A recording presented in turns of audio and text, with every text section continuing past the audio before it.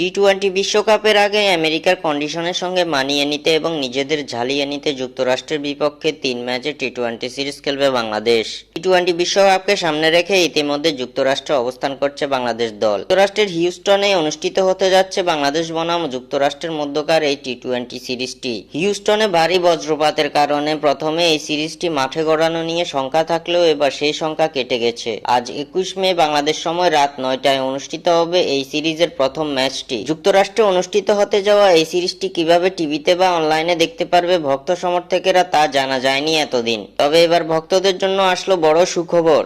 বাংলাদেশ বনাম যুক্তরাষ্ট্রের মধ্যকার ৩ ম্যাচের টি-টোয়েন্টি সিরিজের আগে বিশাল সুখবর পেল টাইগার ভক্তরা।